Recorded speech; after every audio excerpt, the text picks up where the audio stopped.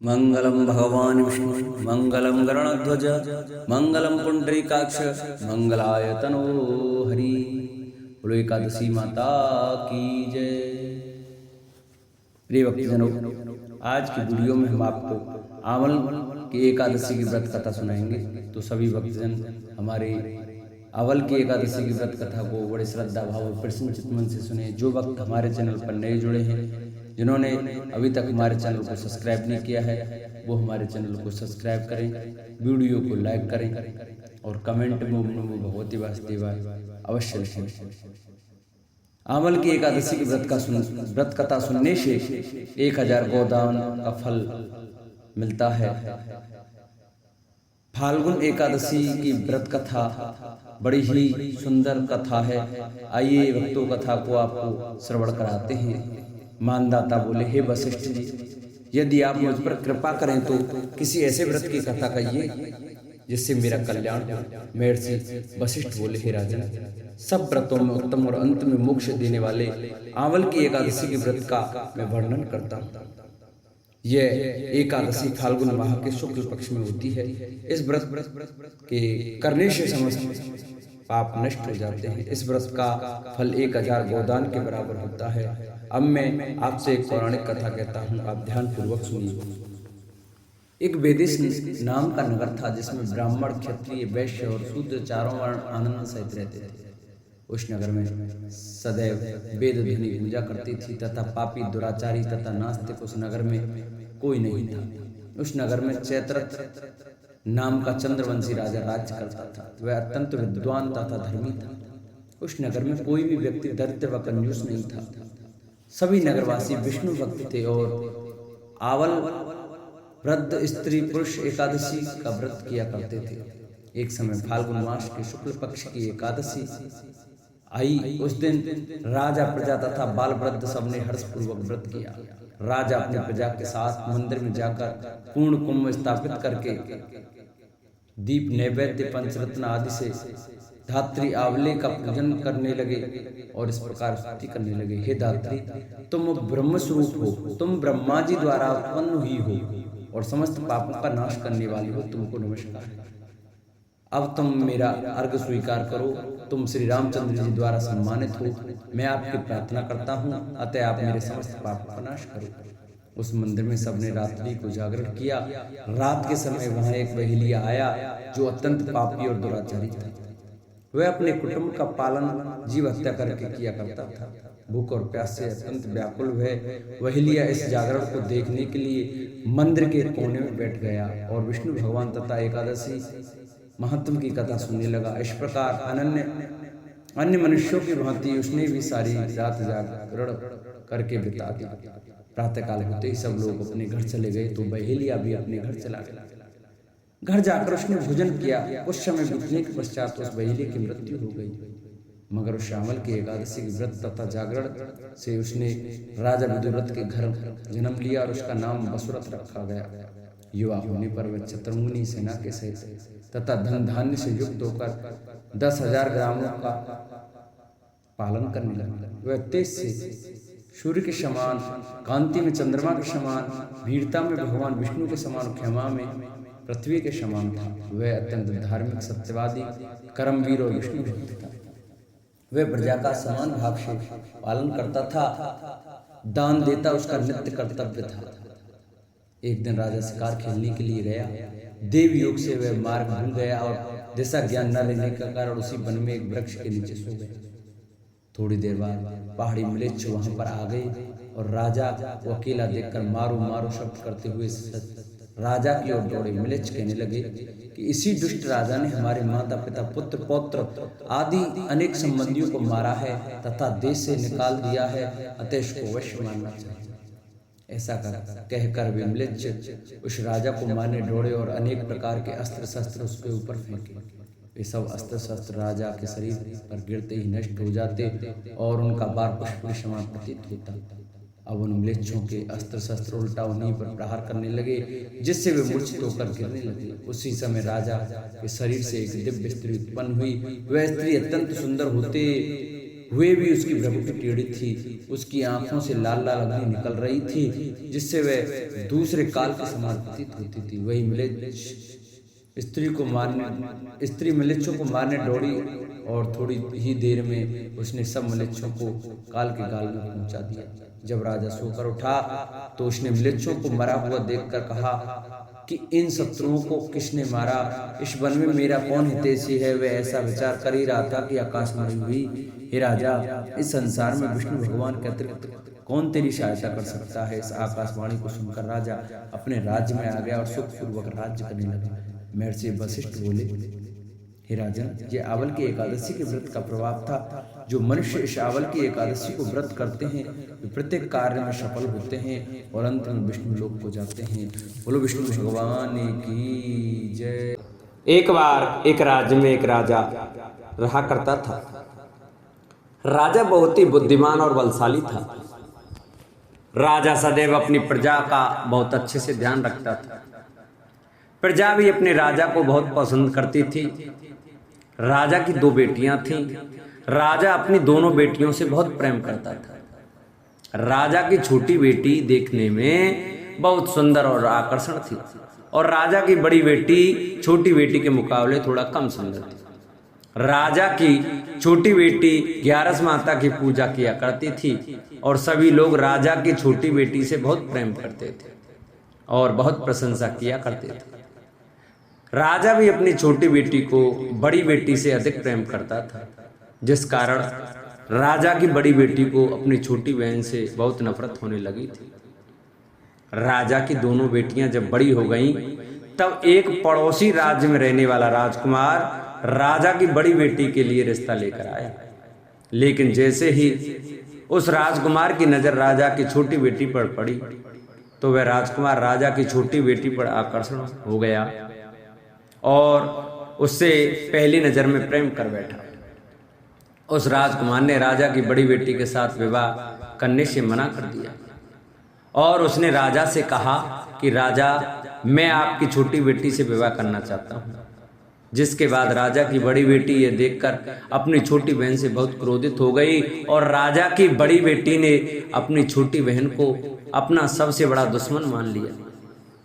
राजा की बड़ी बेटी ने अपनी छोटी बहन से बदला लेने का निर्णय लिया, जिसके लिए उसने अपनी छोटी बहन को जान से मारने का प्लान बनाया। राजा की बड़ी बेटी ने अपनी छोटी बहन को मारने के लिए सबसे पहले एक लड्डू में जहर मिलाकर अपनी छोटी बहन को दे दिया और उसको लड्डू खाने के लिए कहा। लेकिन लड्डू खाने के बाद भी छोटी बहन को कुछ नहीं हुआ।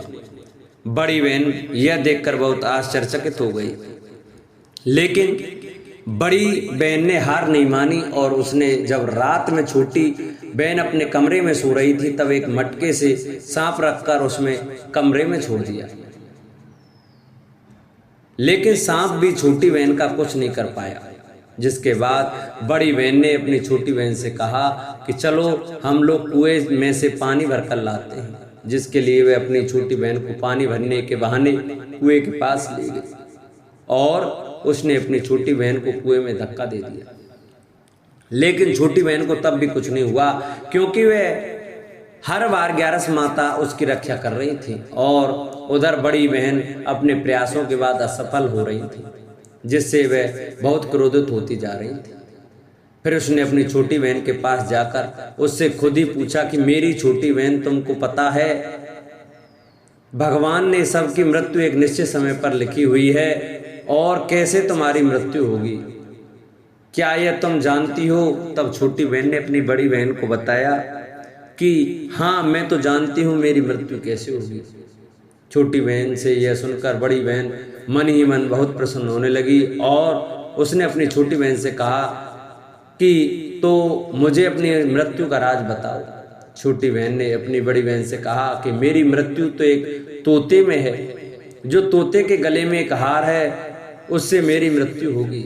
जब तक कोई भी व्यक्ति तोते को मारकर वह हार अपने गले में पहनेगा तो मैं मूर्छित हो जाऊंगी और जैसे ही उस हार को अपने गले से उतारेगा तो मैं वापस से जीवित हो जाऊंगी।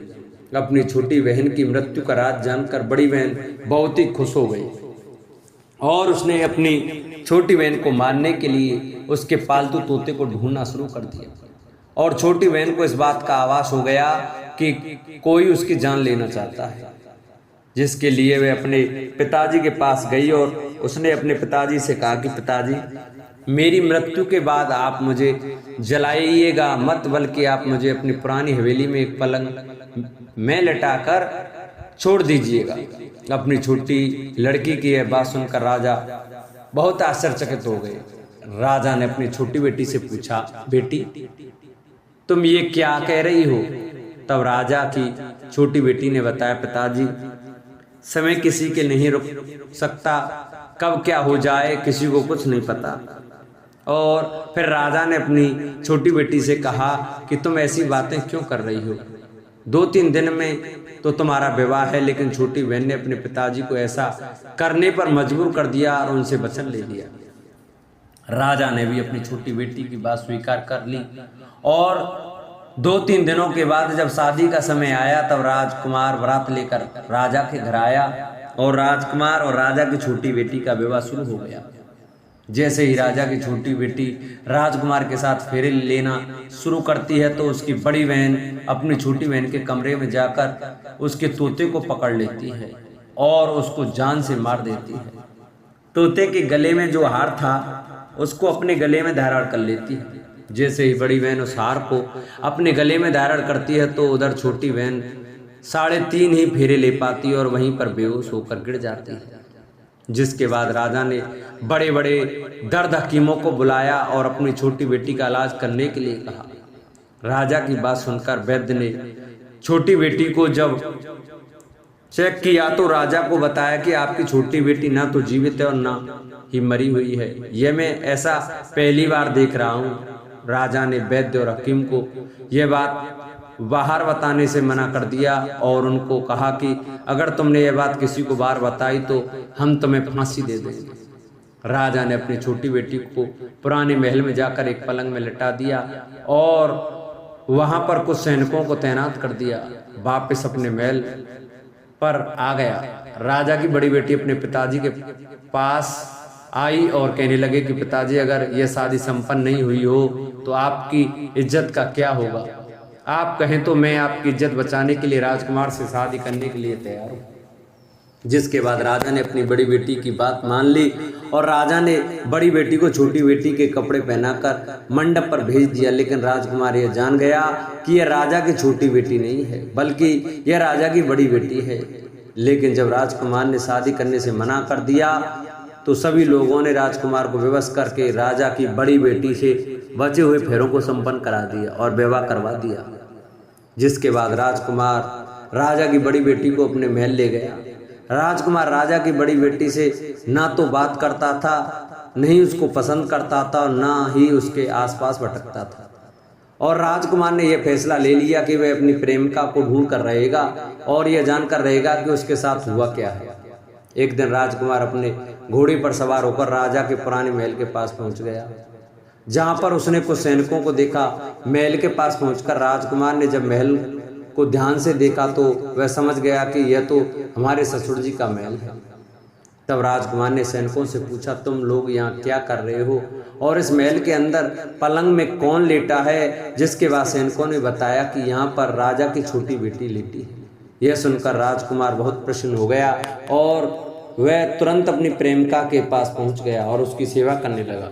जैसे ही रात हुई तो राजा की छोटी बेटी उठकर खड़ी हो गई। राजकुमार यह देखकर बहुत खुश हो गया और उसने अपनी प्रेमिका से पूछा कि तुम यहाँ क्या कर रही हो? तुम मेरे साथ मेरे घर चलो। राजा की छोटी बेटी ने राजकुमार को सारी बातें बता दी कि मेरी जान एक तोते में बसी थी और मैंने यह बात सिर्फ अपनी बड़ी बहन को बताया था और मुझे पता है कि उसने ही मुझे मारने का प्रयास किया है। उसके पास एक हार है जिसको वह सुबह पहन लेती है और रात को उतार देती है। जब तक वह हार को पहनने रहती है तब तक मैं मूर्छित रहती हूँ और जैसे ही वह हार को उतार देती है तो मैं जीवित हो जाती हूँ। और जब तक मेरी बड़ी बहन के पास वह हार है तब तक मैं ऐसे ही जीवित और मूर्छित होती रहूँगी। अगर मेरी बड़ी बहन के पास जो हार वह मेरे हाथ में लग जाए तो मैं हमेशा के लिए जीवित हो जाऊंगी। राजकुमार ये बात सुनकर राजा की छोटी बेटी के पास रहने का निर्णय ले लिया और उसने अपने बचे हुए सारे फेरे उस पलंग में लेटी राजकुमारी की छोटी बेटी के साथ ले लिए और अपना विवाह पूर्ण कर लिया और वहीं पर ही रहने लगा। देखते ही देखते कुछ समय में राजा की छोटी बेटी और राजकुमार की पत्नी पेट से हो गई। एक दिन राजकुमार को किसी काम से बाहर जाना पड़ा, तब छोटी बहन के पेट में बहुत तेज से दर्द होने लगा, जिसके बाद उसने 11 माता का आह्वान किया। जिसके बाद वहां पर 11 माता प्रकट हुई और उन्होंने अपनी भक्तों के दर्द को दूर किया और एक पुत्र की प्राप्ति करवाई। और वहीं पर अचानक से राजकुमार भी आ गया। राजकुमार ने 11 माता को देखा तो वह आश्चर्यचकित हो गया और उसने तुरंत माता को प्रणाम किया और 11 माता ने राजकुमार से कहा कि जब तुम्हारा बेटा 5 वर्ष का हो जाए तुम अपनी पत्नी का हार आकर इसके गले में डाल देना। और देखते ही देखते राजकुमार और राजा की छोटी बेटी का पुत्र 5 वर्ष का हो जाता है। तो राजकुमार अपने बेटे से कहता है कि बेटा मैं कुछ काम से बाहर जा रहा हूं, तुम अपनी माता का ध्यान रखना। और वहां से चला जाता है। राजा को बाहर निकलता देख बड़ी बहन के सैनिक देख लेते हैं और बड़ी बहन को जाकर सारी बातें बता देते हैं। जिसके बाद बड़ी बहन अपनी छोटी बहन के पुत्र को वहां से उठवा लेती है और उसको मरवा देती है। छोटी बेटी के पुत्र के 2 टुकड़े करवा देती है। पहला टुकड़ा चक्की के पास छुपा देती है और दूसरा टुकड़ा अपनी पलंग के नीचे रख लेती है। अब 11 माता भिखारी का रूप लेकर आती हैं। एक भिखारी का रूप रखकर बड़ी बहन के पास चली जाती हैं। जिसके बाद वहां पर भिक्षा मांगने लगती हैं। बड़ी बहन अपने नौकरों से कहती है कि जाकर भिक्षा दे दो, लेकिन जैसे ही नौकर 11 माता को भिक्षा देने के लिए आते हैं तो माता उन्हें मना कर देती है और कहती है कि मैं तुम्हारी महारानी से ही भिक्षा लूंगा। जिसके बाद बड़ी बहन स्वयं ही भिक्षा देने के लिए माता के पास आती हैं। तब माता एक बिल्ली का रूप लेकर उसके कमरे में चली जाती हैं और वहां पर छोटी बेटी के पुत्र के 2 टुकड़ों को आपस में जोड़ देती हैं और उसे जीवित कर देती हैं। उसे वहां से ले जाती हैं।